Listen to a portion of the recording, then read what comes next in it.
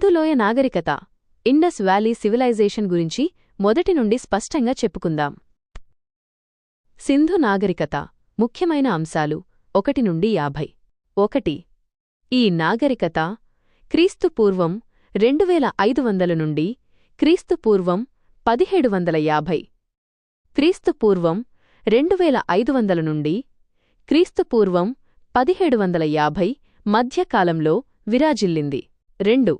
దీనిని కాంస్యయుగపు bronze age నాగరికత అని పిలుస్తారు, ఎందుకంటే వీరు రాగి, తగరం కలిపి కాంస్యాన్ని తయారుచేయడం నేర్చుకున్నారు. 3.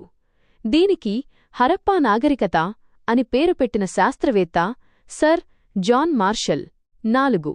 ఇది సుమారు 1.3 మిలియన్ చదరపు కిలోమీటర్ల విస్తీర్ణంలో వ్యాపించి ఉంది. 5. ఈ నాగరికత భౌగోళికంగా త్రిభుజాకారంలో ట్రయాంగిల్ షేప్ ఉంటుంది. 6. ఈ నాగరికతలో బయల్పడిన మొదటి నగరం హరప్పా. దీనిని 1921లో కనుగొన్నారు. 7. హరప్పా నగరాన్ని కనుగొన్నది దయారాం సహానీ. 8. హరప్పా నగరం రావి నది ఒడ్డున ఉంది. ప్రస్తుతం ఇది పాకిస్తాన్లోని పంజాబ్ ప్రాంతంలో ఉంది. 9. రెండో ముఖ్యమైన నగరం మొహంజొదారో. దీనిని 1922లో కనుగొన్నారు. 10. మొహంజొదారోను కనుగొన్నది ఆర్.డి. బెనర్జీ. 11. మొహంజొదారో నగరం సింధు నది ఒడ్డున ఉంది. 12. మొహంజొదారో అంటే సింధీ భాషలో మృతుల దిబ్బ, మౌండ్ ఆఫ్ ద డెడ్ అని అర్థం. 13. ఇది ప్రపంచంలోనే మొట్టమొదటి ప్రణాళికాబద్ధమైన పట్టణ నాగరికత. 14. వీరి నగరాలు గ్రిడ్ పద్ధతిలో నిర్మించబడ్డాయి. రహదారులు ఒకదానికొకటి 90 డిగ్రీల లంబకోణంలో ఖండించుకుంటాయి.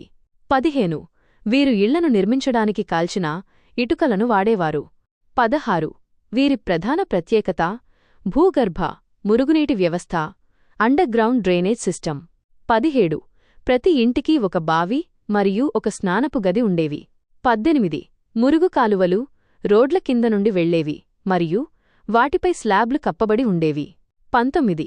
ఇళ్ల కిటికీలు, తలుపులు ప్రధాన రహదారి వైపు కాకుండా సందుల వైపు తెరుచుకునేవి. 20. మహాస్నానవాటిక గ్రేట్ బాత్ మొహంజొదారోలో లభించింది. 21. మొహంజొదారోలో లభించిన అతిపెద్ద కట్టడం ధాన్యపు గిడ్డంగి, గ్రానరీ. 22. హరప్పాలో 6 ధాన్యపు గిడ్డంగులు ఒకే వరుసలో లభించాయి. 23.